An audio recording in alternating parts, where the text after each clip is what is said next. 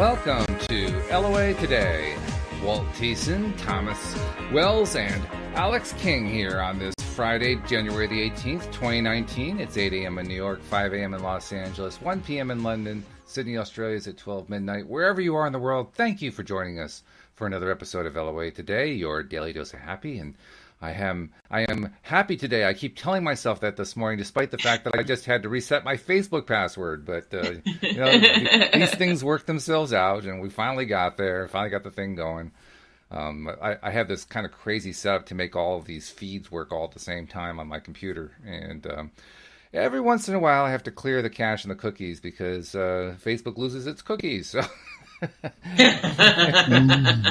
You know how it is. Sometimes you just clear the cache and the cookies. That's right.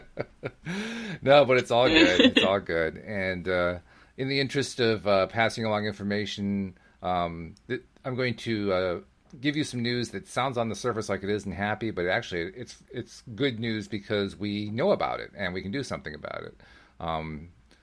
Among IT personnel, the news came through yesterday that there was a major data dump by some hackers that contained 770 million email addresses that could potentially have been compromised. So we're recommending to everybody, you don't even have to do anything about looking into it or whatever. Just change your email password. Change it to something complex. The general rule of thumb is something at least 12 characters long, something that isn't like words or names or something like that, nonsense characters, AXQR96 exclamation point, that kind of thing. And once you change that, you'll be fine. So it doesn't even matter whether you're on the list or not, just, kind of prophylactically, just make the change and you'll be good. And that's the good news. The good news is once you change your password, you're good. You don't have to worry about all that junk anymore. So there it is, right? 12 characters is a lot of characters. Yeah. Oh, I know. It takes forever to type them, I can't remember 7 or 6. Yeah. Well, you don't have to necessarily remember them because email programs are good at remembering them these days. But just change all your devices at once and you'll be okay. Very simple. So I should quit using my name for everything. Yeah, that's not a good idea. Not a good idea. Yeah, that's a great way for a hacker to get in. Boom, just like that. See, and I thought nobody would think of that. That's just the way I think, So I should change my password from the word password, right? Yeah, that's probably a good idea. Yeah, you really don't want that one. Yeah, a few people have used that one, so it's not all that unusual, Try my password. My password 1. Right? Oh, God. Well, that's the beauty about this. When we can laugh at it, it doesn't seem like that big of a deal. To be honest, if they haven't drained all your bank account, then you're good, right?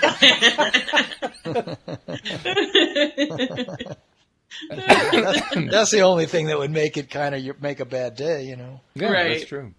And I should also mention, we've gotten to the point now in the development of IT that it's probably a good idea to just set a period of time every few months or so, change your password on your email account. Just make it a pattern, because that way, even if stuff happens and you don't hear about it, you don't happen to tune in on a day where I'm telling you that there was a big email hack, you're still covered. Yeah. But you should do that for all your credit cards and all your bank accounts too, right? Yeah, you should. That's a lot of hassle. I'm telling you. That is a lot of hassle. It's actually more important. I hate passwords. Believe it or not, it's actually more important to do it on stuff that you use regularly. So, like, if there's one credit card you use a lot, that's the one you need to do it with more. Or your email address, you want to do it with that. That's the kind of thing that you want to change. If there's something that you use so irregularly that it's not a big deal, you can wait longer on that. I mean, you should still change it, but it's much less likely to show up on a list somewhere. So it's kind of rule of thumb that way. The other thing that we're going to start seeing a lot more of is what they call two-factor authentication, which is where like you have a password that you enter, but then you also get a code to your phone, and you have to enter the code, and that double pronged thing, so to speak, increases the difficulty for hackers immensely. So that's why two-factor is going to become really, really popular. And plus, we're going to actually get to the point pretty soon where passwords aren't even going to be used anymore. So you don't have to get upset about the fact that the passwords are getting harder and harder to deal with, because pretty soon it's going to be like facial recognition. And For some devices, it already is, or eye recognition or stuff like that. So don't sweat it. They're working on it. Things are continually getting stronger on the security side too. But for the moment, just change passwords. Very simple. So, how you guys doing? I mean, Tom, I haven't talked to you a week. Alyx, I've talked to twice this week. I mean, this has been Alyx week, right? It's been great. But Tom, but Tom, I haven't talked to you in a week. How you doing? I mean, is there anything new going on in your life? Any wonderful things to attract or whatever? Yeah, I'm really getting close to having my group coaching program ready to go, and I've developed some new angles on how I want to do it, which is pretty exciting. Yeah. Creating what's called a World Cafe environment, where you develop these you have little tables in the room, and people sit down at a table of 4, and you have a topic, and then after 20 minutes, 3 of the people at the table get up and go to another table, and you have this going on throughout the room, and it's a way to have this vast interchange of ideas take place. One person stays as host of the table. Anyway, I know it's probably hard to understand all that just like that, but it's a way to interact effectively in groups and to get a group synergy going so the collective field of the group is tapped into. So I'm excited about that. Now, maybe not everybody would get excited about that, but I do. Well, it sounds to me like speed dating. Yeah, it's kind of like that, I guess. It's speed thinking, speed conversation. No, it's not really meant for speed. It's just meant for exchange of ideas. Yeah. Yeah. But I've never done speed dating, but me neither. But I've seen it on TV.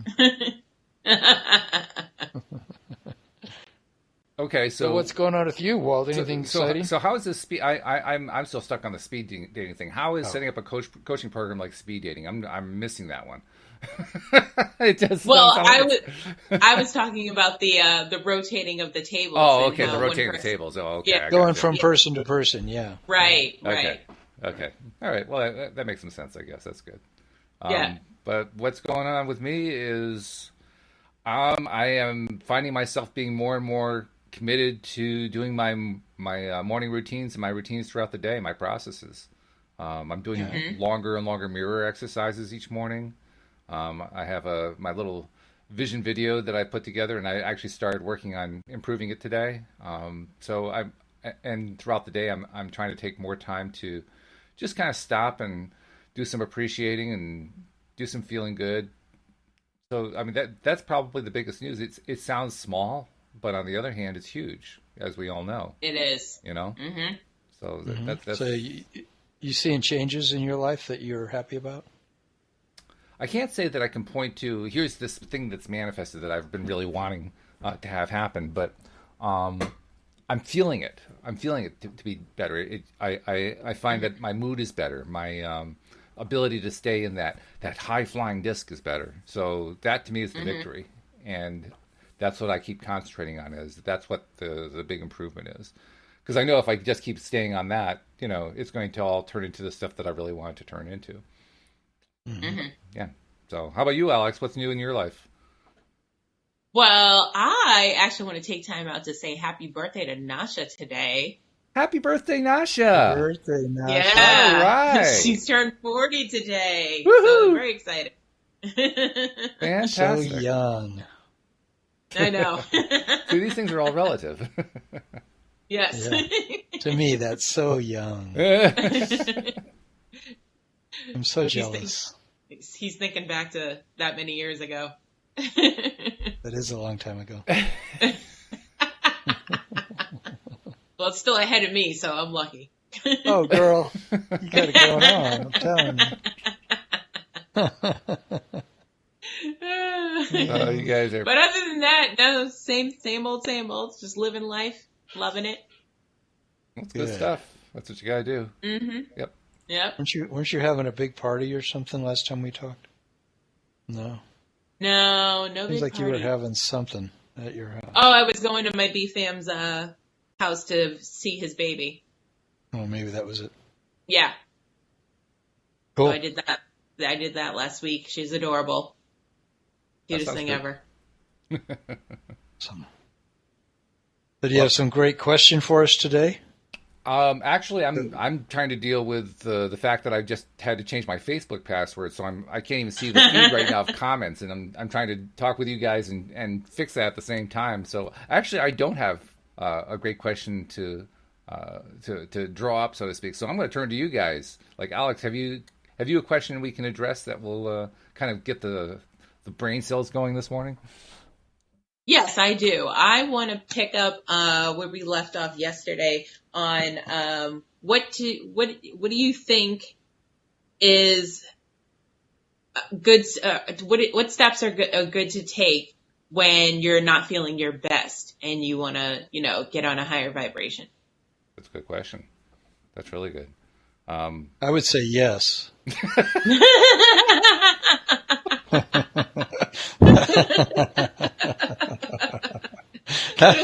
That's my answer. How about you, Walt? Tom, I don't think you grasp the scope of this particular approach. Yes, I do. I'm keeping it simple, Walt. Keeping it simple, okay. The KISS principle. Just say yes. Just say yes. Okay, I got it. Say yes to your happy. Say yes to your possibility. Say yes to the moment. Live in the moment. Mm-hmm. Well, in this that's case, what I keep reminding myself. Or in this case, just make jokes in the moment, because that's how you get yourself into a happier place, right? That's right. That's right. Marijuana is legal in Colorado, and so we joke about. What a reaction! I love that reaction. Oh my god! I love that. Random reaction. fact number 1.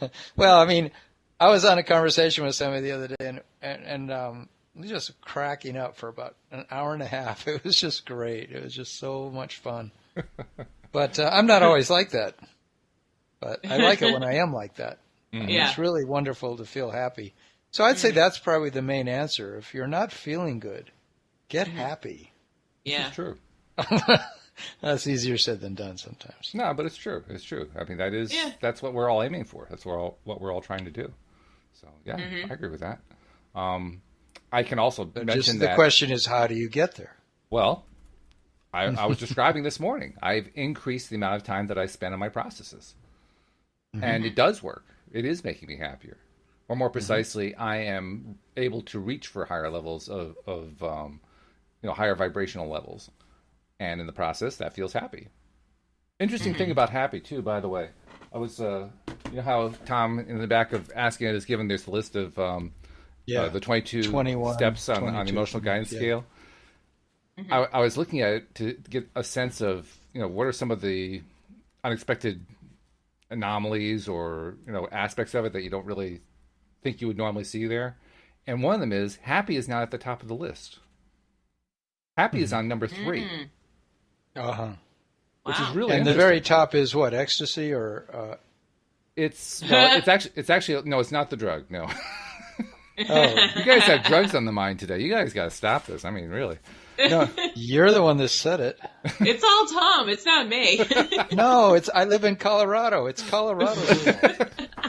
It's not my fault. It's not my fault. They make you use cannabis here. It's now they make you. Everybody has to use it once a day. And the whole state is getting so happy. It's ridiculous. So. Well, it's legal in Massachusetts now, so... Yeah, well, wait till they pass a law like they did in Colorado that you have to use it. And everybody has the munchies and goes to the grocery store. Okay, so... Yeah, right. The grocery store is pretty fun now. Okay. Okay, sorry, Walt. Let's get this back bit to of being insanity serious. brought to you by your local cannabis growers. Oh, jeez. No, happiness is actually number 3 on the list. Enthusiasm, eagerness, and happiness are number 3. Number 1 is actually 6 different names. Or not names, but words. Joy, knowledge, empowerment, freedom, love, and appreciation. And I was actually who was I talking with? I think it was Cindy I was talking with the other day. And we noticed that gratitude isn't on the list. Really? They don't like gratitude. Yeah, they don't. They prefer the word appreciation. Abraham doesn't. Yeah. Abraham believes gratitude is something that comes about when you're being thankful that you dodged a bullet. You know, it's like you're, God, I'm so grateful that it finally rained after all this drought. Or I'm so grateful that my check came after I couldn't buy food for 2 weeks. You know, so that's gratitude. Or But there's also I don't totally agree. There's also the concern that if you're focusing on gratitude so often, gratitude is taught to kids particularly as, well, you really ought to be grateful. You know, like there's something wrong with you, you know? Yeah. But nobody ever says, well, you really ought to be appreciating. So that's why appreciation is on the list and gratitude isn't. But still, it's not. That's funny. They got 6 things in the top. Yeah. Yeah, they're all tied for first, I guess. And the one the one that I was talking about with Cindy, which I thought was really interesting, was knowledge. Knowledge being at the top of the list. Yeah. That's an interesting choice. And I think Cindy and I figured out why knowledge is on the top of the list. It isn't just general knowledge. It's knowing how to apply the law of attraction as a deliberate creator, and it's knowing who you are. It's knowing the essence of who you are, that we are all source energy. We are spiritual beings having a physical experience, you know, all that kind of stuff. That's the kind of knowledge they're talking about. And it's knowing that, you know, it's all going to be okay. And when you look at it that way, I guess it makes sense. But when I first saw it, I said, geez, that's kind of an interesting choice. Yeah. But to answer the question, the answer is do more processes. Do the processes longer. Yeah. Put more heart into them. That's what I've been doing, and it really is making a difference. You know, I'm improving my mood. I'm even putting up with your jokes, so I'm doing really well. Whose jokes? No, not mine, because mine are golden. So are mine are kind of lame? Is that what you're saying? You got dad jokes. It's okay, Tom. I left the pronoun vague on purpose. That way it could be either one of you. But I want to know what number 2 is, because here we've got, you know, number 3 is number 2? Number 2 is passion. Happiness reminds me of joy a lot. I have a hard time knowing the difference between happiness and joy. Yeah. I guess happiness means you're just you know, you're happy, but you're not joyful. You know, it's like joyful is bigger, right? Or joyful is more unconditional happiness. Okay. But it's a fine hair split. So what did you say number 2 was? Passion? Passion, yeah. Passion is, and that kind of makes sense, because they've also talked about how if you're not feeling joyful and you find you're not in a high vibration state yet, just going for passion can kind of break through barriers. You know, you don't have to be in the high vibration state. Just start feeling passion, and it'll just lift you right up. So it makes passionately, sense. Like passionately depressed. I'm so depressed. But that's not the kind of passion they mean. You might define it that way. I mean, I can't honestly say I've ever experienced. You know, like I'm passionate about being depressed. I can't even deal with Tom today. Well, I didn't even do any cannabis either. So you're lucky. You're lucky. Sometime I should come on just for an experiment, because it's legal in Colorado. I could actually come on the air, and I wouldn't violate any laws. Walt might not like it, though. White Walt? Well, you don't know that, because we broadcast all over the world. Oh, so the Saudis might take us down, yeah. Well, so might the Oklahomans. I mean... Oh, well, there's that, too. I mean, no, you better be careful who you put in that category of non-stoners, because it's pretty easy to know which states are definitely against it, and that's one of them. They just there's only a few. There's only a few left. There's so many there's over 40 now that have made it legal. Yeah. Well, it's crazy. So we're going to become a nation of potheads. Not me. No. Yeah, not me either. Sorry, not interested. Not me either. Not interested at all. Yeah. I left that behind 40 years ago or more, a long time ago. So we better help our audience and ask some really meaningful questions. That's probably a good idea, yes. Well, that was actually just a pretty good laughing. Question. I mean, it was silly, but it was the response that you were giving was very silly, and silly was good. But it was a good question. How do you pick yourself up? How do you get yourself into a better place? So, I mean, I got to give Alyx props for that. It's a good question. Interesting that's been Esther Hicks' answer a lot. She says, just get happy. Abraham's thing, just get happy, and watch what happens. And Boy, I've told that to a lot of clients, like, because that can become a whole conversation with a client. Like, oh, sure. Well, how are you not allowing yourself to have a good time? Where do you like keep yourself in the headset that you have big problems? Yeah. So you just keep repeating to yourself that, something is wrong. I have a problem. Yeah. Yeah. Or something's wrong in my past. I've got to fix it. That's a lot that's how I've sabotaged myself the most, I think, in my life, is believing that I have a problem. Mm-hmm. Rather than asking myself, is that a belief I want to keep? Isn't that true? I mean, it really is true, because as we try to learn to be deliberate creators, we kind of set ourselves up without realizing it. And it just kind of, it kind of sneaks its way in. So, yeah. The belief that something's wrong? Yeah, that something's wrong, or just the habit of looking for something. Like, I was noticing during my mirror exercises today, one of the things I like to do is talk about how I'm getting resistance blocks out of the way when they come to my awareness and so forth. And as I said that, I said it a few times, and I realized, wow, I'm programming the idea of resistance blocks into my mind. Now I thought I was actually doing something good by saying, yeah, let's get that resistance out of there, but no, not necessarily. But just by saying it. I mean, it's more about how I feel about it when I'm saying it, but I could see how that kind of starts to turn around and starts to kind of head toward a downward spiral. So that's why I was reading Seth, and they were saying, don't do any processes we tell you for more than 5 or 10 minutes a day, and then after you do them, completely leave it and don't think about it anymore.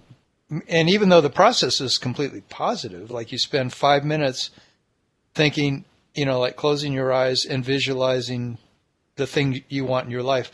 And they said, but during that 5 minutes, get everything else out of your mind. Don't let any room for anything other than that thing you want, and just see yourself or say the words of you doing it. If you can't visualize it, just say, I'm on my yacht. I'm on my yacht. Enjoying it. Whatever it is, And then they said after that, drop it. Don't go longer than 10 minutes ever, because it tells your subconscious, it tells yourself that you don't have it, and that's why you're trying hard to get it. Mm-hmm. So therefore, if you're like always thinking of what can I do to get myself to finally overcome this difficulty, then you're building up the difficulty. Yeah. You're keeping it alive by thinking about it so much and trying so hard to overcome it. That strong message to your subconscious that you've got a big problem. That's the truth. Well, I finally got my my password straightened out on Facebook, so I can see what people are commenting, and lots of commentary going on. I don't see any questions per se as I'm going through this, but people seem to be enjoying the conversation, and they're sharing comments about what their take is on some of this stuff. Mm-hmm. Oh, Nasha wanted to let you know, Tom, that passion to her is wearing her Nikes and running all the way to Europe from Pakistan. Wow. She nice. Did that? That's passionate, I have to say. She did that? Well, that's what she's saying. That's Pakistan? What she's saying that passion means to her.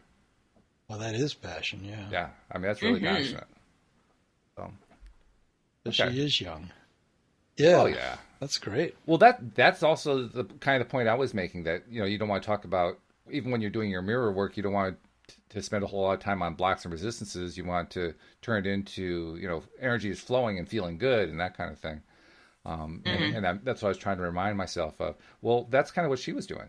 Nasha was expressing stuff in terms of what she would love, not necessarily what she wants to end, but what she would really love. And that's the right way to do it. Yeah. Yeah. So that's a good thing. So good question, Alyx. Really good. Excellent. Thank you. Yeah. So let's see. What else can we do for a question? How about... I've got a couple. You have a couple? All right, go ahead. Mm-hmm. Well, unless you got one. Not yet. Go ahead. I'm still looking for mine. This is similar, I guess. What's the most effective way or ways to allow abundance to flow into one's life? Yeah. If you want abundance, monetary riches, all kinds of abundance, what's the best way to let it just flow into your life? I guess it's the same answer, right? It pretty much is. Yeah. Just say yes. Just say yes. Right. Yeah. Right. That's so much better than the other campaigns. They're all about don't say no, right? Or just say no, rather. Yeah. Which is probably the dumbest. I never really understood the thinking behind it. I mean, I do, but it's like, why would you want to go around saying no all the time? Don't even take into account the fact that in deliberate creation circles, we know that no doesn't actually mean anything. Just why would you want to say no all the time? You know, where's the advantage of that? It's kind of like saying, give up your habit, kick your habit. You can't just kick a habit. It doesn't work that way. The human brain needs to have something to replace it with. So yes, that's how Nancy Reagan used to do it, though. She could pull it off. Well, Nancy Reagan. She's the one that came up with it. Yeah, and it didn't work. Didn't she? Or the Betty Ford clinic, that one worked. of her writers. But the stuff that Reagan tried didn't work at all, and that was the point. It doesn't work to just say no. Just say no is actually disastrous. So anyway, just wanted to make that point. I think it's better to say yes. So I agree with you. I agree with you, Alex. Just say yes is definitely the better answer. Yeah. Yeah. So appreciation, writing down the things we appreciate. I'm doing that every day now at 5 a.m. I'm writing down lists of things I appreciate. You've always been I'm a really journaler, enjoying it, haven't you? I mean, for a long time since I've known you, you've been big into journaling. I have, at any given time, I've got 5 or 6 going, depending on an area of my life that I need, that I'm working on. So, or, a career thing or something. But I enjoy that. Yeah, I do. What can I say? Does it get me anywhere? I don't know. Really? No, I think it does do a lot. I did recently, I guess it was now about 6 months ago, I lit a big bonfire and burned about 15 of them. That was fun. Wow. I mean, I did it in the fireplace, yeah. I wanted to let go of a whole lot of the past because I don't like thinking that there's something in all those journals that I need from my past. I more and more want to bring everything into the present, as much as I can. And so I look at everything in my life all the time like, do I still want to hang on to that? Yeah. 'Cause, I'm the same way. Are you? Well, that's good. Hey, we got we got our first question today, and it's tied directly into what we're just talking about. Sarah's raised it. She says, I realized today that LOA worked. It worked it the way that I feared. I used to have a regular dream that my teeth would fall out, and I'm catching them in this dream. And recently, one of my bridged teeth has come out, and the dentist tried to put it in 3 times and failed. So for years, I have thought about this and feared it happening, and here it is happening. How do I help my situation? I mean, it's hard to stay positive when you're so worried. That's an interesting question. So I'm sorry to hear that your tooth fell out, but it's a good question. Thanks for raising it, and let's see if we can try to help you with that.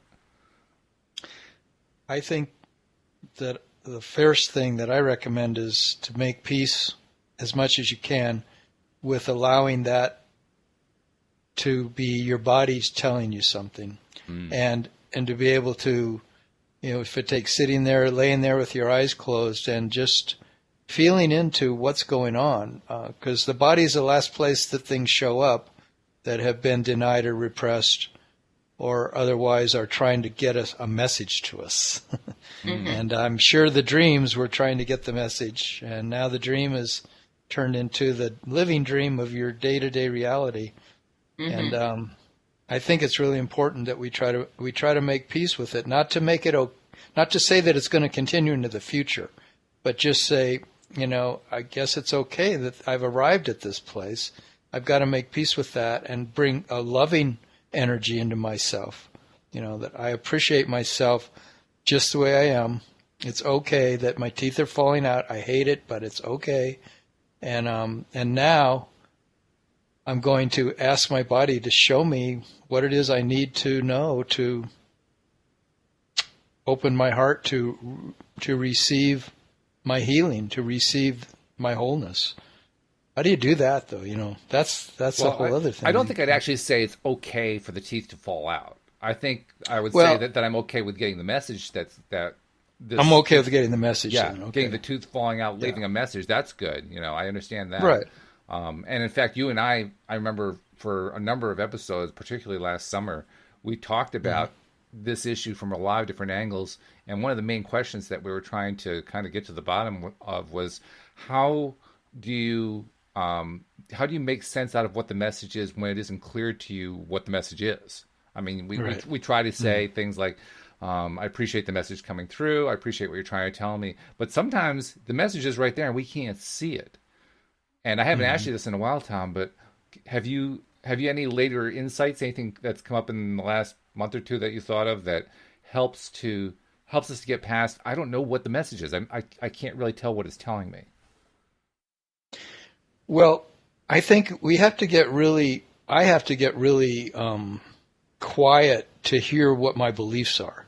But there's a belief that's behind everything. And, I've been reading Seth a lot, and they say constantly that it's all comes down to our beliefs, and so whatever you're telling yourself on some level, and they said, and it's always conscious. It is never really hidden from you, but you think it is.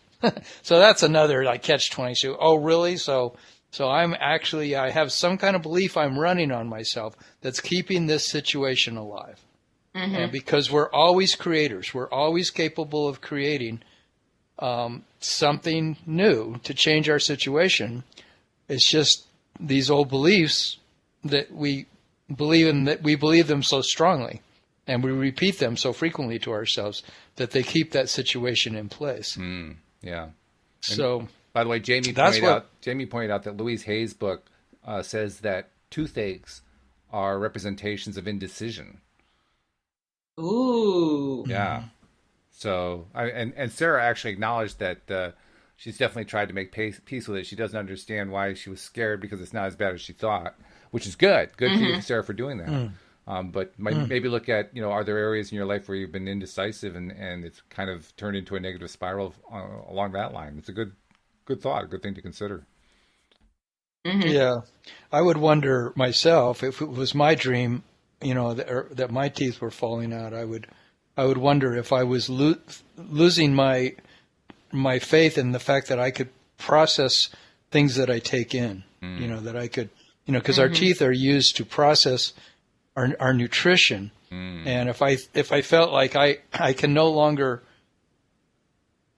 masticate my very nurturing things that I need, it's like, and so that my teeth are losing their ability to serve me. I don't know. Teeth falling out is a very powerful. It's been in mythology for centuries and centuries. That image of losing one's teeth. It's very powerful. I had a shaman from Guatemala who used to talk about that. It was something in his village, and I can't remember. I wish I could what he said about it, though. By the way, I have to give you credit. I think it's the first time I've heard the word masticate used in my life in a sentence during a real conversation. I use it almost every day. It's just a word I love. That's I masticated an entire mastodon once. So.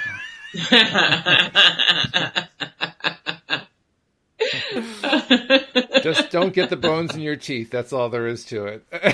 Oh my God! Don't get the bones in your teeth. Oh my God! Or the teeth. Don't get the teeth in your bones. Yeah, right. Anyway, we have another question. We have another question. So let's did we really help her at all? I think so. Yeah. I mean, she said. Well, she has to help herself, but I want her to, hopefully said something that. Well, I think by reaching out, you get, different perspectives, and that helps in itself. So yeah. So I think we help. Yeah, I'd say so. I would be extremely curious as to the beliefs that would lead to that kind of your body telling me something like that. Like, wow, what am I believing on some deep level that could eventually cause my teeth to fall out? Yeah, that's a good question. That's a good point. And the same, like if you had cancer, like you got to ask yourself, or a heart condition or whatever, why would I Why would I create this in myself, you know? Mm-hmm. I'm not a victim of anything. Mm. But my own choices. And even then, it's not about victimhood. My own beliefs. And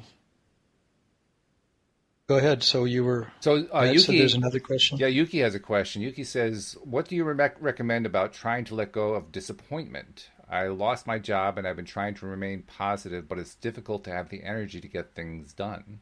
So Yuki's going through some depression or something close to it. Mm. What do you guys think? Alyx, any ideas on that? Go ahead, Alyx. Well, you know my theory. Just cancel that feeling and keep it moving. On to the next job. Start looking for something that you love to do, and try to make a job out of that. A job out of finding what you love? Yeah, because then that way it's not work, because it's something you love. So, plus making money doing something you love is just the best of both worlds. This is true. Yeah. Mm-hmm. Shelley agreed with you too. Shelley's tuned in. She says, look at it as an opportunity to do better and get excited. Yeah. Mm-hmm. Kind of along the lines of what you're talking about.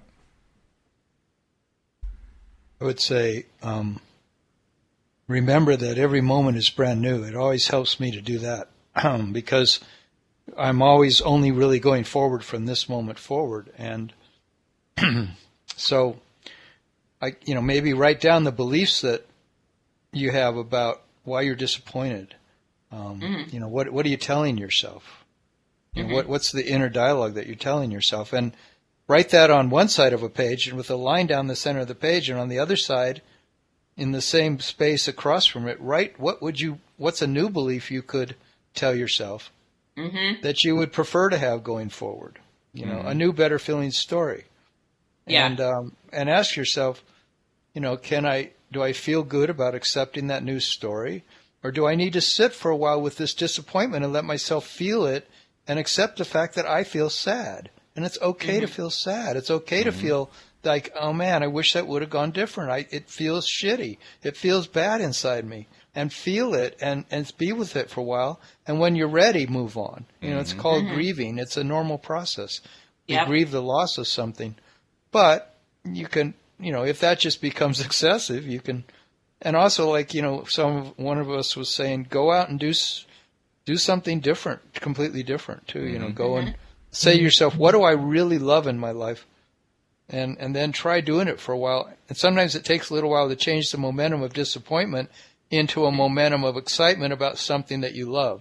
Like for me, I love to play guitar, but sometimes I don't think going and playing the guitar is going to make me feel better because I don't feel good.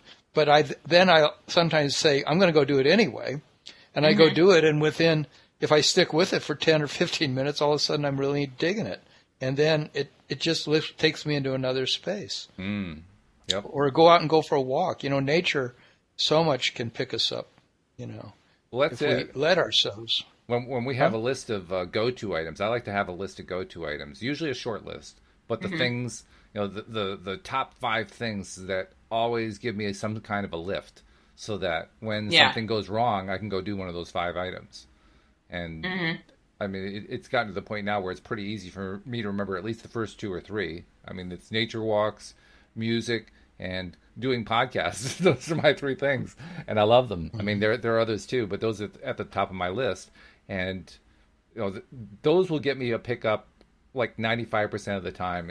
If I'm having a really difficult time, then I'll pull out one of my Robin Williams videos and watch that and have him get me laughing.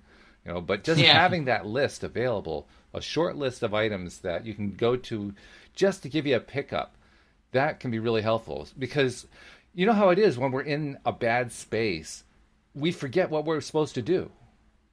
I mean, have you guys experienced that? You've experienced that, Alyx, right? I mean, definitely. You just kind of forget. You're supposed to be good at this thing, and all of a sudden everything just went right out the back of the brain. It's just gone. Yep. And in somatic psychology, you also sit on your couch, sit in a chair, close your eyes, and feel where you feel that disappointment in your body. And get into the feeling of it, and just breathe into that, and just see what it feels like in your body as an observer. In other words, you put yourself in position of a witness, and you sit with it and say, okay, I feel it mainly in my stomach, or let's say you feel it in your neck or whatever, and then if you stay with it, it'll morph. These things will change. These feelings are not permanent unless we believe that somehow they have some kind of permanent state, and we keep reaffirming that we're stuck in that place. But if you go inside your body and you feel where you feel it, you'll notice it'll start to shift. And you breathe into it. The breath contains, your life force itself. And when you're in your breath, you can breathe into something and watch it begin to transform. And then you might get up out of that chair, off the sofa, and you feel a little different. And then you get an impulse. An impulse. You got to follow an impulse. Then when it comes, if it says, "Go get a cookie," go get a cookie. Or unless you got a big problem and you don't want to eat another cookie. But but it might say, what could I do? What could I read? Maybe there's a book. And then you go start looking at your books and you say, I've been wanting to read this forever. And you sit down and you read a couple chapters out of that book. But you follow your impulses. You let the feeling be, and then see what comes from your acceptance of the fact that that's inside you. It doesn't make you wrong that you're disappointed. You're It's completely normal to feel disappointed, and you make peace with it, and then see what comes next. Anyway, the making peace thing is really big too, isn't it? Because it's huge. That's why you're allowing yourself to experience and kind of feel through the negative emotion in the first place, so you can make peace with it. That's the whole point. Right. And I noticed it's so interesting that Abraham said that so many times. They say, make peace, make peace, make peace. Right. That's how they say it. They make peace first with anything that's happening in your life, and be able to sit with it and feel into it. Breathe into it. I love the thing of breathing into it, and then see what evolves. Why do you like breathing into it? What does that evoke for you? Well, because I had this teacher from India for 45 years, and his entire thing is that inside the breath, everything is contained. It is who you are. It's literally your soul, your essences. And so it's the first thing that comes in the body. It's the last thing that leaves the body. It is where our soul lives. And if you understand that you are an infinite, eternal being, and you let your infiniteness caress yourself, let it caress your disappointment, let it caress your sadness, let it caress your whatever problem you have, you're actually hooking up to your divine energy, to the, we are huge. We're these universal sized entities that are full of so much beauty and creativity. But we've got to give ourselves the benefit of remembering that. And the breath can be directed anywhere in the body, and it's a balm. It's like taking an essential oil and putting it on something on your body, and it's so healing. The breath is a healing force. If we understand that that's what it is, Look at how many people, like in childbirth, that's what gets that mother through that, is her breathing.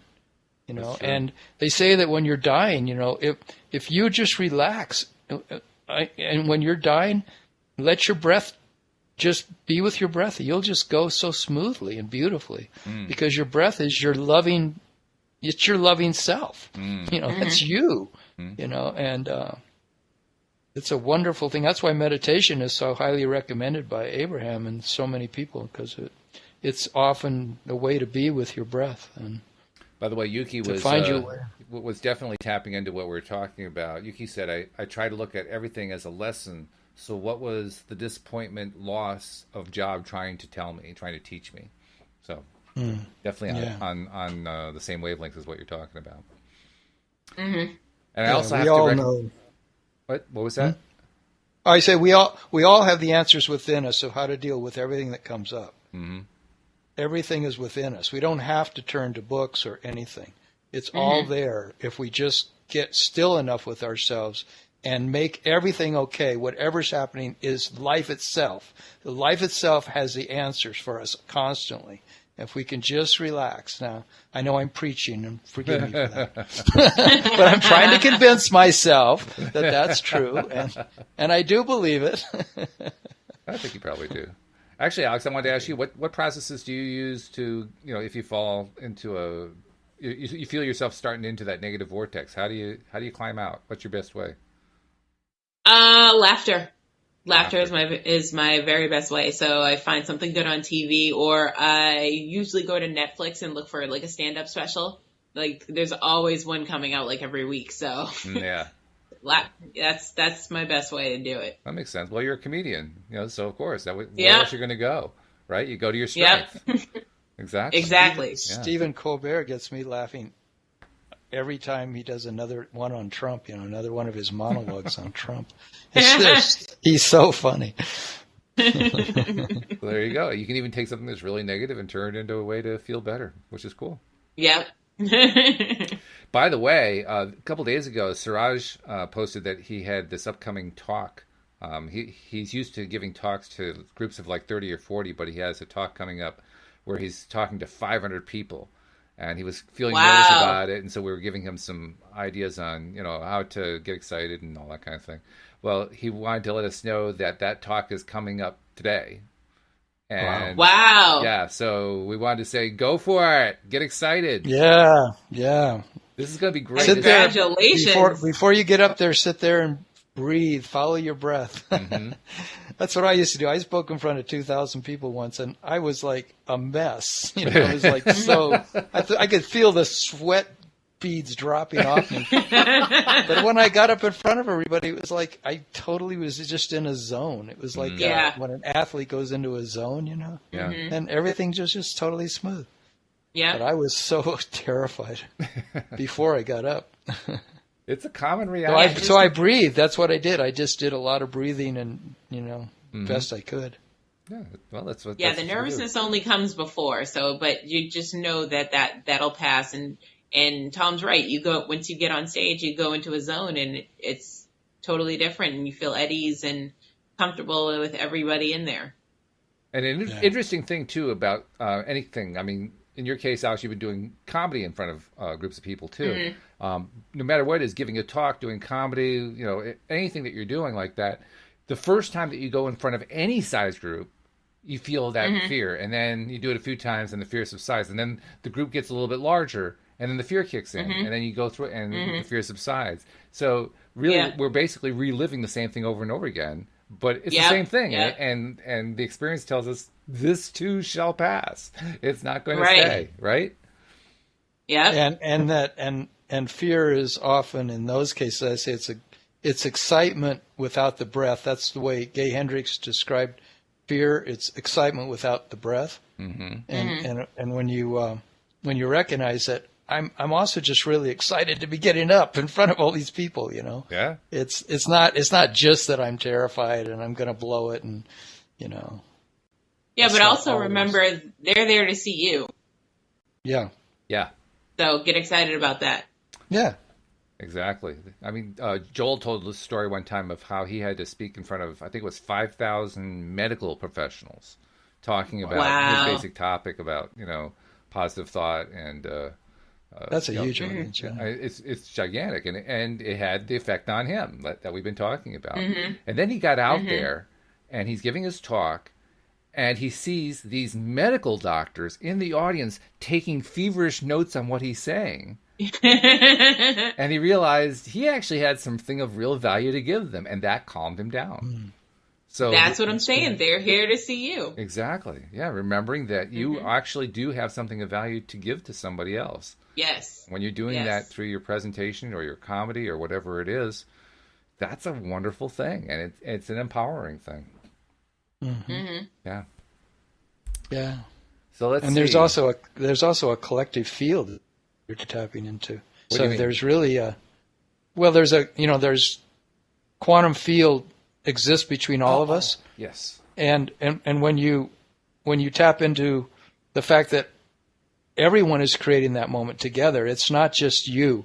It's like you're actually hooking in with all these other people's consciousness in a really wonderful way.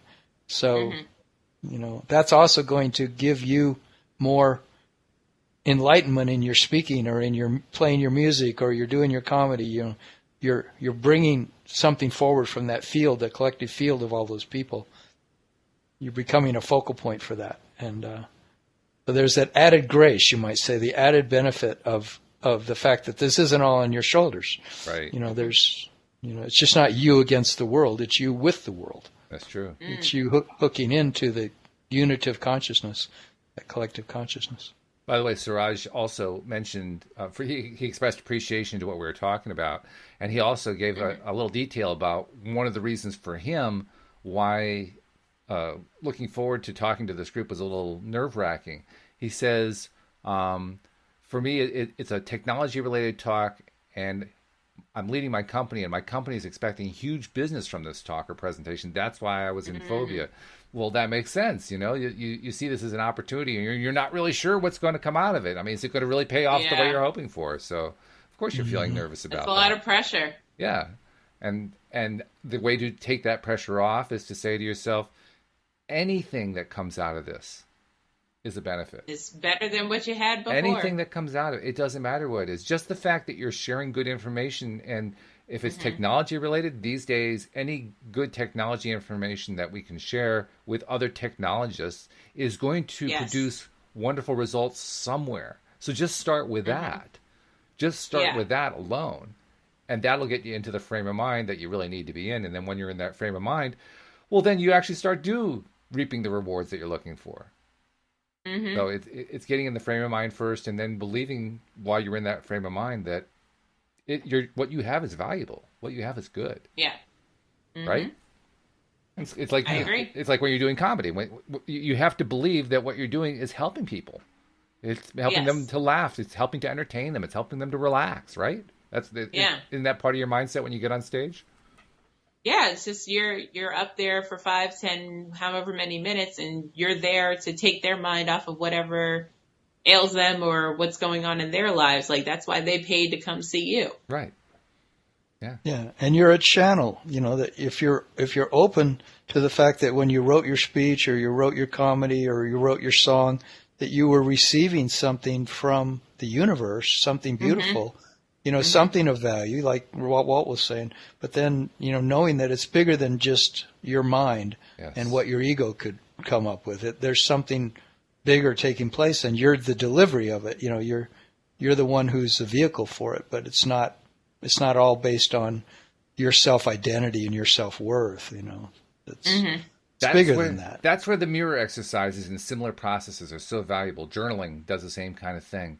Building up our own self-confidence and self-esteem by talking to ourselves or writing to ourselves or looking in the mirror and talking to ourselves gets us into a much higher level of confidence, so that we don't look to the event to get our confidence. We bring the confidence in before we get there. So, doing those kinds of activities, especially on a regular basis, but even just the day of an event, do it before the event, will do an immense amount in terms of getting you into that right frame of mind, so you're not as nervous. The nerves may even have gone away entirely, and you're confident that no matter what, you are really transmitting wonderfully useful information that's going to produce amazing results in some way. Starting with the idea that you're deserving, that you're loving of yourself, that you're a pretty good person.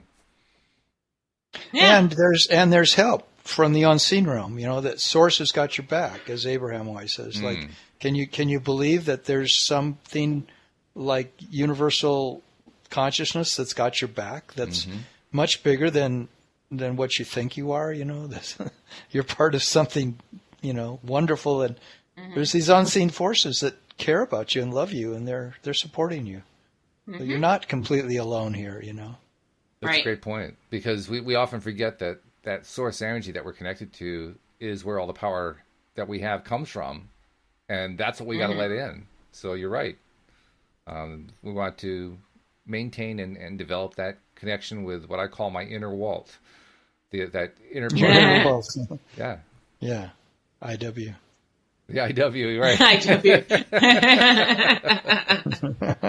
My friend IW's got my back. I love it. That's great. My IW. Okay, I'll have to remember that one. For me, it's IT. That's true. It has got IA for me. IA, yeah. IA. Oh, that's exciting. That's good. Good stuff. Well, I don't see any other questions. I see a lot of rave reviews. People are liking this. Sarah's appreciative of the help we gave her. Nasha's appreciative. A lot of appreciation going on. But we do have a couple minutes left because we kind of started late. So I want to make sure we get all our time in. I'll take a moment to do the usual promo messages. First of all, if you're not a subscriber yet, what are you waiting for? Become a subscriber. Really easy to do. Mm-hmm. The links are on the homepage of the website if you can't see them in the description where you're seeing this particular podcast recording or live stream. But they are on the homepage. Just go there and you'll see links for Android users and for Apple, iPhone, iPad users. Pick the right link, click it through, and it'll subscribe you. And then once you're subscribed, making sure that you're sharing the message helps us and helps you and helps a whole lot of people. So share it. Help people know that this program exists so that they can also get their daily dose of happy. And we're seeing the results of this, by the way. We're seeing more and more people tuning into the live stream, and I'm seeing more and more traffic coming in on the podcast recordings. So thank you for everybody who is doing that. It's starting to pay off, particularly now that we're past the holiday season. People they're listening in a bigger way now, which is good. So thank you for that. And also, feel free, even if you can't join us on a live stream, send in messages, emails, and use the contact form on the website or Facebook or Messenger, instant messaging or Twitter tweets, whatever it is, send us messages and we'll incorporate them into the podcast. We love doing that. We love helping people out. So feel free to do that too. And and Tom, tell people how they can reach out to you in case they want a personal life coach, because that sometimes is useful. Sometimes you need somebody personal, one-on-one to talk to. Mm-hmm. How do they reach out to you? Yeah, I would like to offer anybody who would like a free half-hour coaching session with me to go to my website, which is youarejoy.com, and that's the three words, youarejoy.com. And you can sign up there. There's a way to sign up on the website there for a free half-hour coaching, and to see if you might want to do some coaching with me, or just if you want to talk about something for a half hour. Yeah, sounds good. Sounds good. So, okay, we got a couple minutes left. Let's do one last round robin. What's the big takeaway today? I mean, it's a Friday. We're getting into a weekend, so that's where lots of happy things happen anyway.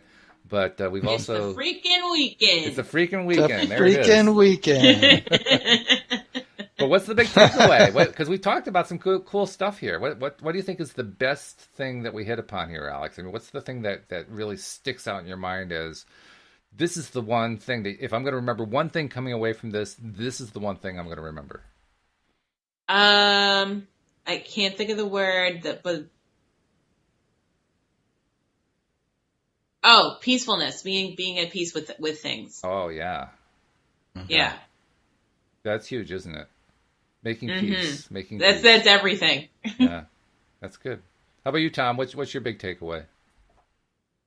I think it's the remembering that everything's okay, no matter what it is, that life itself is consciousness and life is always working itself out, and that if I just sit with something that's difficult, it will morph, it will change. I can come to greater realization, and that the moment is always brand new. I always have a second chance every moment. Every second's a second chance. Mm-hmm. I like that. Every second's a second chance. I heard that from somebody else. Yeah, every second's a second chance. That's good. That's good. I like that. Put it on a T-shirt. Yeah. We're gonna have to put you we do sell T-shirts, by the way. You do sell T-shirts? No. We should. We should. We're going to start. Yeah, we're going to start selling T-shirts. That true. Could be that could be our big income stream. Yeah. I love it. That's great. It's all about the merch. It's all about the merch. Okay. See, here I thought it was all about making peace. You could have a mug, an Alyx King mug, a Walt mug. I know, right? Imagine having coffee with my face on it every morning. Yeah, with your headset on. Yeah. She's my favorite radio star. There you go. It's Alyx King. There's a comedian out there called Gary Owen, and he has his own cup where it's one of those like the picture comes on as the cup heats up. So every morning he has an Instagram of his pouring the coffee in, and then his face coming up slowly. And I was like, I need one of those in my life. Yeah. I don't drink coffee, but dang it, I need one. You could put something in there, yeah. I put hot cocoa in it. Yeah, chicken soup. Yes, chicken soup. On that happy note, chicken soup is always a good note to end on. So I'm going to say thank you guys for all your input, and thank you to our wonderful listeners for listening and for sharing comments and questions on the live stream. And we'll see you all next time here on LOA Today. Goodbye, everybody.